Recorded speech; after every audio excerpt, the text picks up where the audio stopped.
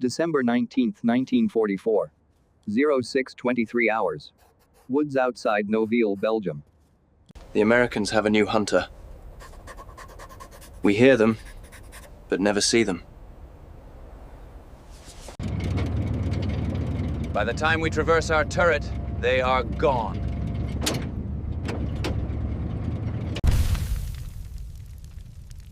Three of our Tigers destroyed yesterday.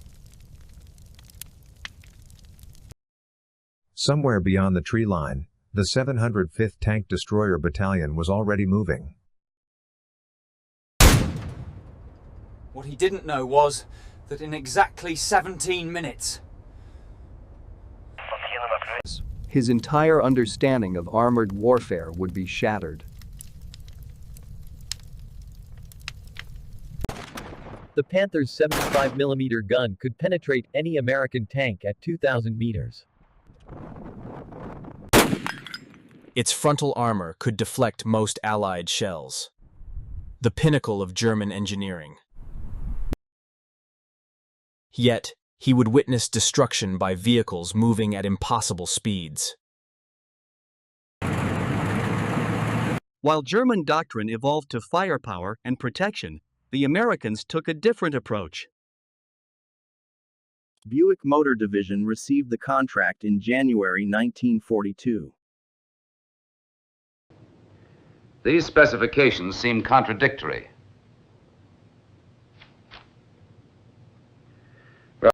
We have to mount a 76mm gun that will knock out any German tank. And hit speeds over 50 miles per hour.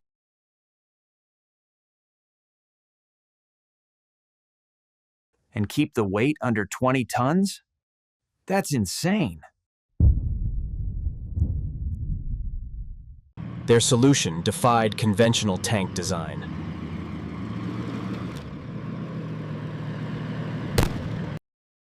The M18's armor measured merely 12.7 millimeters on the hull front. The German 88mm won't just penetrate. It'll go straight through. It's a coffin. It prioritized mobility, creating the fastest tracked fighting vehicle of World War II. They first saw action in Italy, but Normandy was where the nightmare began. The 704th TDB was the first unit to receive M18s in the European theater, landing on Utah Beach July 13th. We're getting disturbing reports. These tank destroyers, they vanish. These enemy vehicles are exhibiting speeds estimated at 80 kilometers per hour. The mathematics were simple and terrifying. It took a Panther's turret a full 60 seconds to make a complete rotation.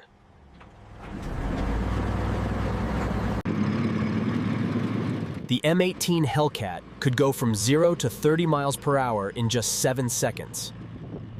In the 3 minutes it took a German crew to get a shot off, the Hellcat could move almost a mile and a half away. Their fear wasn't irrational. The 76mm M1A2 gun was a real killer. Their standard ammo could tear right through the 40mm side armor at 1,500 meters.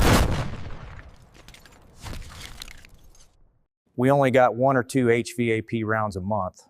We called them silver bullets. With HVAP, it could penetrate a Panther's frontal armor.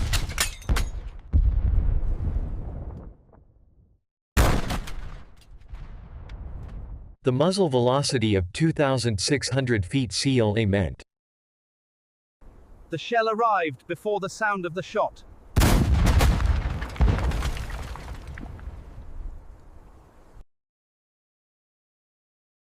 German doctrine emphasized methodical, static engagement. The Hellcat shattered every aspect of this training. Fire! Driver, move! Now!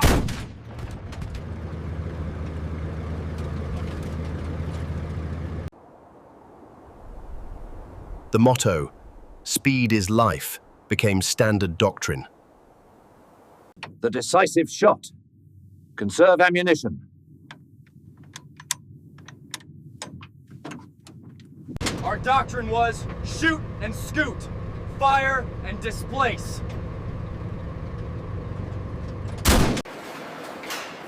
Buick produced exactly 2,507 M18 Hellcats. Peak monthly production reached 267 units in November 1943. Germany, meanwhile, struggled to produce 90 Panthers a month by late 1944. American factories had already completed the entire Hellcat production run.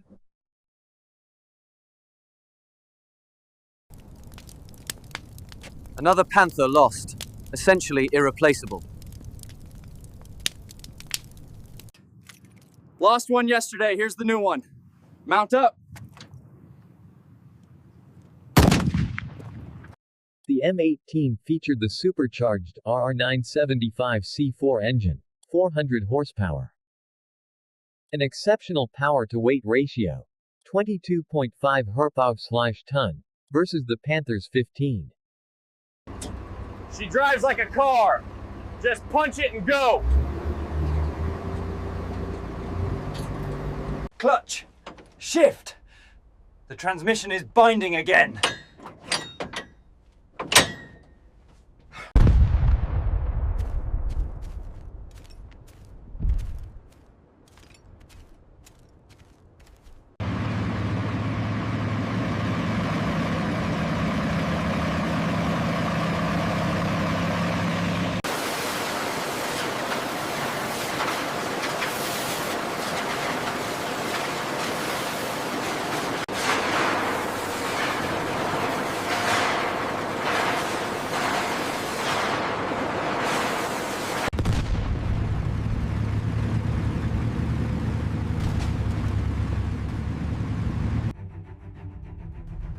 The Battle of Arracourt showed the M18's true strength when used right.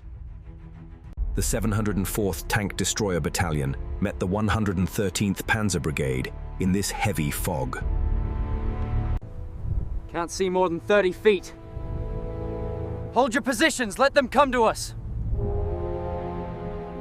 In the first 5 minutes, his platoon wiped out 5 German tanks. The battle raged on, with 10 more enemy tanks destroyed.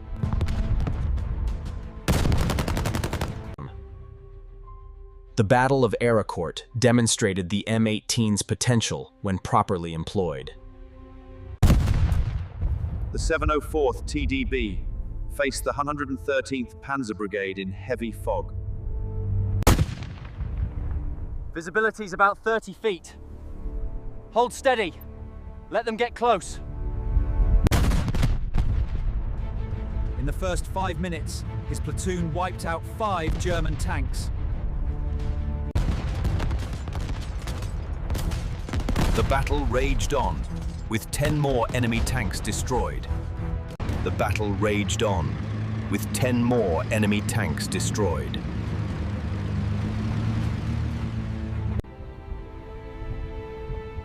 Captain Tom Evans earned the Distinguished Service Cross.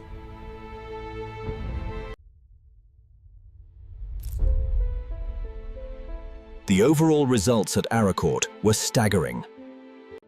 A 5.6 to 1 kill ratio that validated the tank destroyer concept. But the Battle of the Bulge in December 1944 became the Hellcats' most legendary proving ground. Those Hellcats are the only thing keeping us alive in this blizzard. The Hellcat's speed was critical in the Ardennes. The 705th is, without a doubt, the finest tank destroyer battalion yet trained.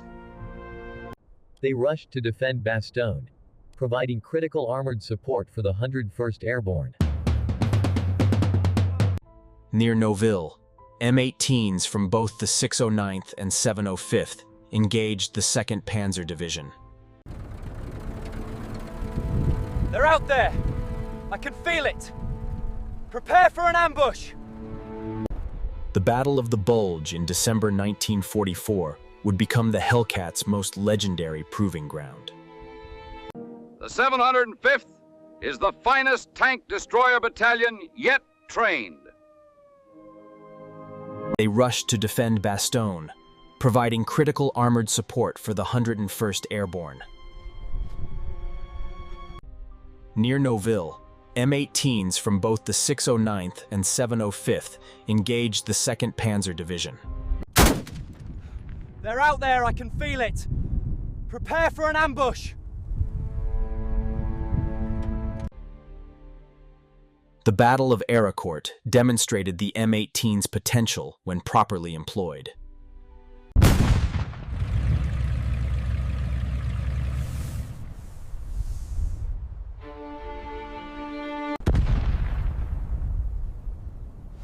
Visibility is 30 feet. Hold steady, let them get close. In the first 5 minutes, his platoon destroyed 5 German tanks. The engagement continued, with 10 additional enemy tanks destroyed. Veteran German crews were rare. Replacements sometimes received just 2 weeks of training. Conversely, Hellcat crews received 17 weeks of intensive training. This was the first U.S. Army training to employ live fire overhead. Seek meant vigorous reconnaissance. Strike meant destruction by gunfire, not charging. Wolfpack 1 is in position. Wolfpack 2, begin your flanking run. They operated as a single organism through radio coordination. German tanks, often fighting in communication isolation, couldn't match this. By war's end, M18 Hellcat units achieved remarkable combat statistics. 526 confirmed enemy AFV kills. 526 enemy vehicles destroyed. For 216 M18s lost, resulting in a 2.4 to 1 ratio.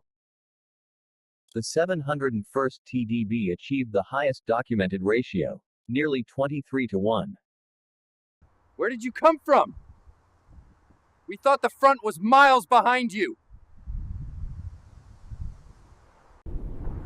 The supreme irony. Germany built invulnerable supertanks and created the perfect, slow-moving targets for Hellcat tactics.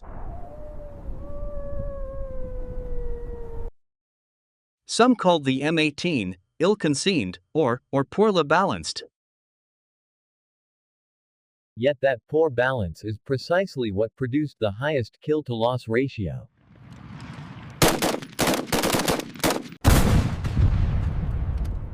For German tank crews, 3 minutes was all they had. 3 minutes from the first sound of high-revving engines to the impact of the 76mm round. Traverse! Left! Left! Left! I can't see it!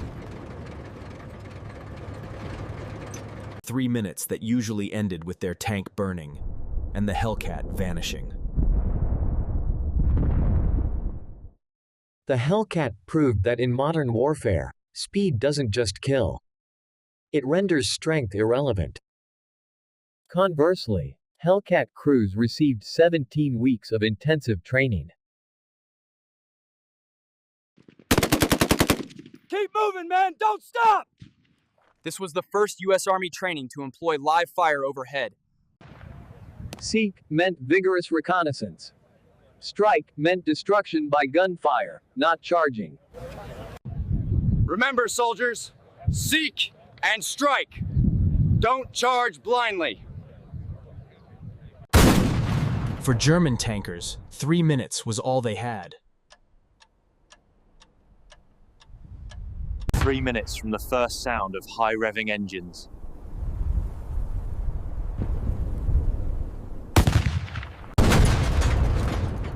They're flanking us! Where are they?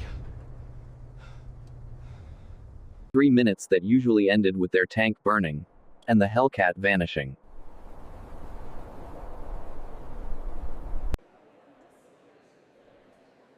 Speed doesn't just kill, it renders strength irrelevant.